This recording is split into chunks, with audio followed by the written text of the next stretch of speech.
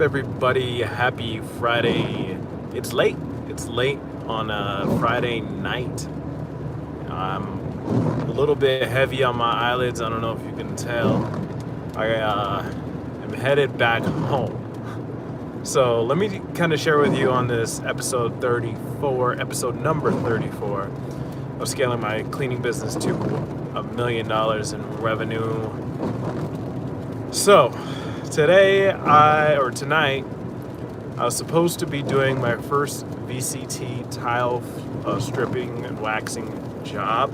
I was ready to go. I got all my equipment locked and loaded, created my checklist, created my time-stamped checklist as well, how everything was going to be done. And I pull up to the property. Looks like it was vacant. Nobody was there. There's one car in the parking lot. So I thought to myself, okay, cool. There's going to be somebody there to let me in. Boy, was I wrong. I knocked on that front door. Nobody answered. Kind of pulled on it on both doors, on the double doors. Nobody was there. So here I am headed back home. Kind of a ball buster, but it's all good. This game of entrepreneurship is just mostly thinking the glass half full. Whenever most people come across a situation like this, you got to think, all right, most people will be upset, they'd be frustrated, they'd probably be pissed off. I get that, but I'm cool. Went to the store, grabbed some flowers for my lady, so that when I get home and she wakes up to something beautiful, So I think I just use that opportunity for that, and the opportunity just to kind of see the outlay of the property, to see how I'm gonna maneuver myself around, and turn a situation upside down. And really, that's one of the things I want to touch on in this subject of this whole journey, is that it's never really a straight line. It's always up and down throughout. And for example, finding somebody to do my go high level, someone to assist in that whole process has been daunting. It's been very challenging to find somebody. Please like, share, subscribe. Let me see where you guys are coming in live from. I'd love to see where y'all are coming in live from. Hey, Jasir, did I pronounce your name? How's it going? Where you coming in live from?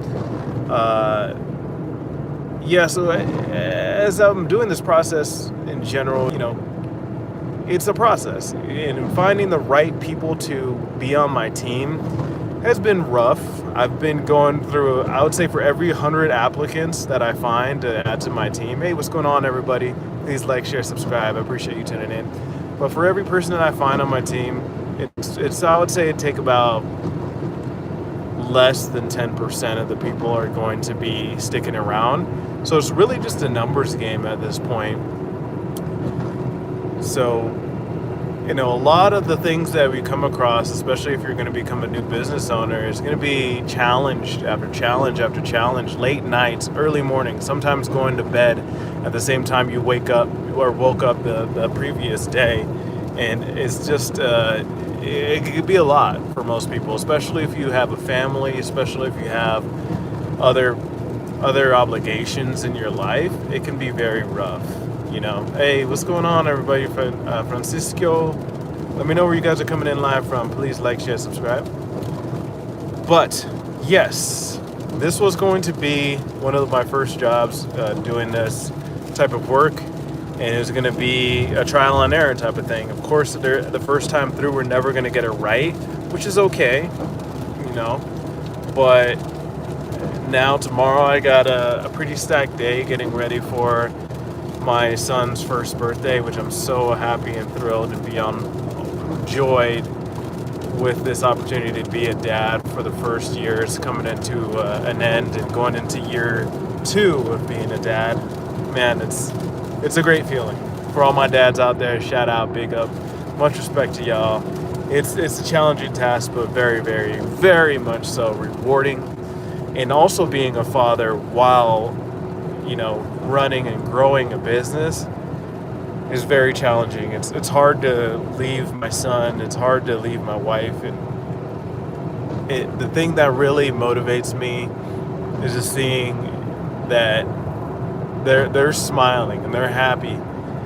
And by the time when I come back, I knowing that I'm protecting, I'm providing, for them.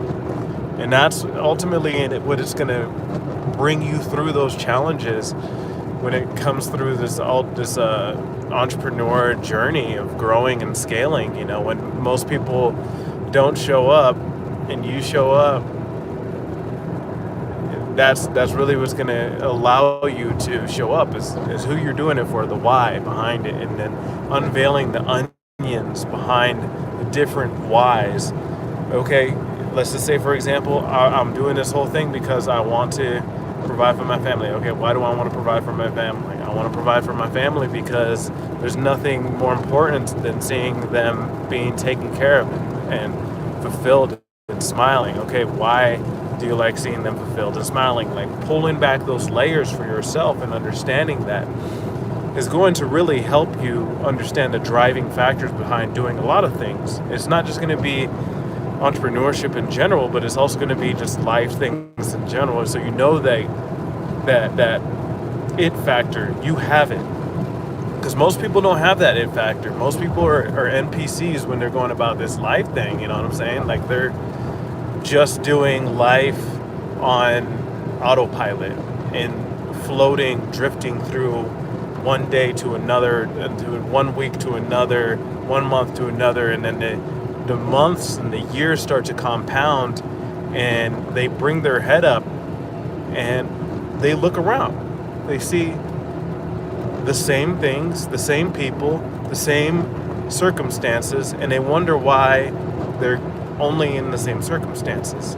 I was there. I was at that point in my life, and I realized that I don't want to do that anymore. And I was fortunate enough to find out earlier in my journey when I was in college that I did not want to work for anybody. I did not want to have to answer to a boss or have someone micromanaging me and telling me what to do, get approval onto when I can take vacations or when I can go see my family or when I can take time off or, hey, how come you're late, or faking a smile and just to please people in the work environment. That's not my type of personality.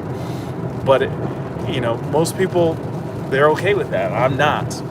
So I really just wanted to share this behind the scenes with you as to how I embody the challenges, especially this challenge tonight with basically being stood up. I drove about an hour to the work site and it was closed, because you're going to come across these situations a lot.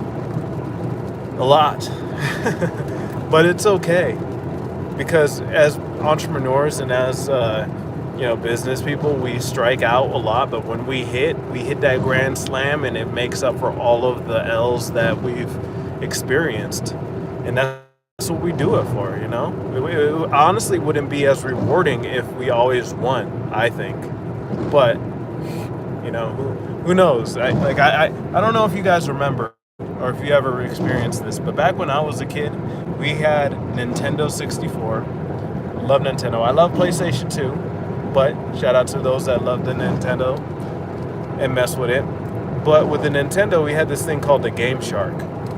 A Game Shark was a little cartridge that you would attach to the video game. So you put the Game Shark in the N64 cartridge where the game goes typically, but you put that in first, and then you put the game on top of the Game Shark. And through that Game Shark, you're able to access cheat codes. These cheat codes can get you infinite lives, or invincibility, or invisibility. It can give you unlimited guns, limited, depending on what game you're playing. It can give you all kinds of power-ups, which is great, right? You would think. But as you're playing this game with the Game Shark, and you're invisible and you're invincible and you have all the resources at the ready, the more that you play it, you start to get bored of that game. And that's what I think about when there's so many things that go right and you're just like, this is like kind of stagnant. I think for those people that experience, highs after highs after highs, they get bored, they get stagnant, and they start to just dwindle away. So these ups and downs is what I want to share with you. These ups and downs are crucial, right?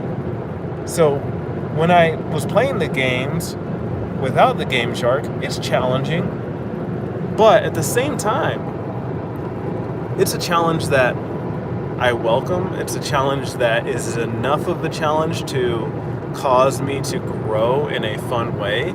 So find that thing for you. If it's not business, what is it? Drop it in the comments below. I would love to hear what your challenge would be. If it's something that's, fun, or if it's something that just straight up sucks and you just have to enjoy the suckage. Sometimes we have to do that. You know what I'm saying? Anyways, I'm going to hop off of this live. I'm going to do another live here in a second called Outside of the Box Thinking. It's another series that I got going. Going to talk about where the trajectory of my channel is going to be going on YouTube.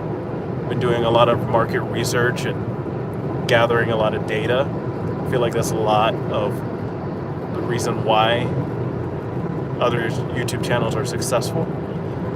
I've been researching quite a bit as to how to do this YouTube thing.